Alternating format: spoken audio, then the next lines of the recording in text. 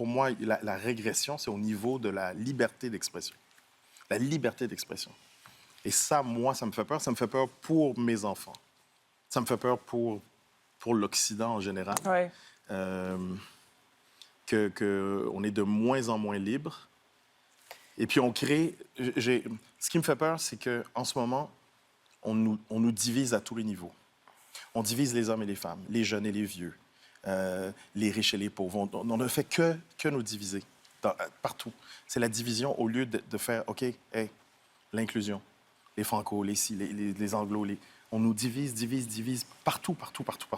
Et je le vois depuis des années. Et ça aussi, ça me fait peur. Ouais. C'est intéressant. Ça m'inquiète. Je comprends. C'est intéressant que vous disiez ça parce que vous étiez de passage, on va se le dire, il y a quelques mois. Vous avez émis des doutes sur la vaccination dans cette émission. J'ai émis... Qu'est-ce que vous avez exprimé? J'ai émis... Oui. Ce qui m'a choqué, c'est que je suis ce qui se passe aux États-Unis, au Canada anglais, en Europe, dans plusieurs pays d'Europe, quelques pays africains, quelques pays antillais, un peu partout. Je dis, le seul endroit où je ne voyais pas de débat, où on n'entend que la version officielle du gouvernement, des gouvernements fédéral et provincial, puis on n'entend pas d'autres gens, c'était au Québec. Et ça aussi, ça m'inquiétait. Parce que quand j'allais, que ce soit en France, en Belgique, en Suisse, j'allumais la télé, je voyais des opinions divergentes.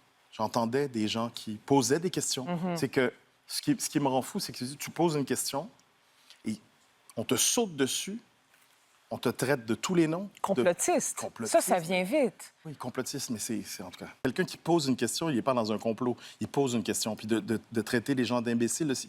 On pose une question. J'aimerais avoir des réponses sur ça.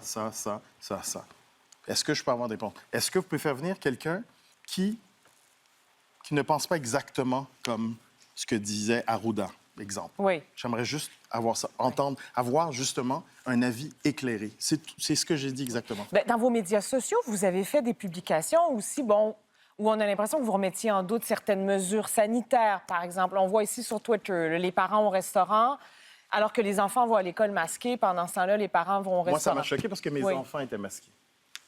Et je trouvais ça horrible de masquer des enfants. C'est ce que je trouvais, je vais dire le mot, malhonnête de certains médias de ne pas parler de ça, de ne pas parler de ce que les enfants vivaient dans les écoles. Moi, j'ai mon fils qui allait à l'école, qui me racontait de dire « Papa, tu ne sais pas ce que c'est toute la journée de porter des masques, qu'on a des gens qui circulent, puis qui nous pointent du doigt, puis ils se sentent en prison. Mais il y a un danger de... Est-ce que Éric Duhem a récupéré la déclaration que vous avez faite, on va se le dire, par exemple? C'est vrai? Je ne sais pas. Ouais. Je ne suis pas au courant. Il a fait une publication à partir de ça. C'est vrai? Ouais. Pas au courant. C'est ça qui peut arriver, en fait. Maintenant que je vous mets au courant, comment ça vous fait réagir? On est dans une démocratie. Ouais. Une démocratie. Moi, c'est ça c'est la démocratie. Démocratie. On n'est pas... voilà. On doit pouvoir poser des questions. On doit pouvoir... on doit pouvoir demander des comptes à ceux qui nous dirigent. Ça m'inquiète. Ouais, ça m'inquiète. Ouais. Je me pose des questions. Ça m'inquiète quand les... c'est bien que le gouvernement donne un coup de main. Ils nous ont tous donné un coup de main, qui donne un coup de main aux médias pendant ces 2 années. Je le sais, 2 ans, congé forcé, pas pouvoir faire mon travail. Je sais que c'est pas facile, mais on est passé au travers.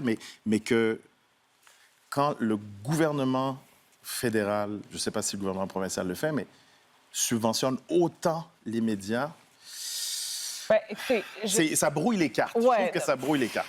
Je trouve que ça brouille les cartes. Parce qu'à un moment donné, tu vas dire, est-ce que je vais cracher dans la soupe? Oui, mais je vous arrête là-dessus parce que je travaille dans les médias. Oui. J'ai jamais senti ni eu de témoignage comme quoi le gouvernement intervenait sur le type de questions qu'on avait à poser. J'ai pas dit ça, c'est pas ce que j'ai dit. C'est pas ce que j'ai dit. J'ai dit, c'est pas du tout ce que j'ai dit. Il faut pas mettre des mots dans ma bouche. Ça aussi, c'est très dangereux. Ouais. J'ai pas du tout dit ça. J'ai dit, je trouve que ça brouille les cartes quand le gouvernement aide à ce point les médias ou envoie autant d'argent les médias, quand, à mon point de vue, à moi, ça peut créer des conflits d'intérêts. Mais il faut avoir des preuves pour dire ça. J'ai dit ça peut créer des conflits d'intérêts. D'accord. Et je trouve que ça brouille les cartes. Qu'on donne de l'argent à ce point aux médias, que peut-être que certaines personnes vont dire, je ne vais pas cracher dans la soupe. Ça peut arriver.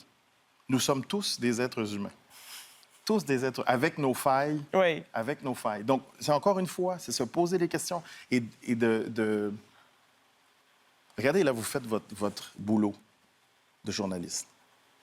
Vous me relancez, vous me remettez en question. Mais j'aimerais que ce soit comme ça avec tout le monde de la même façon. Vous n'avez pas entendu parler du facteur?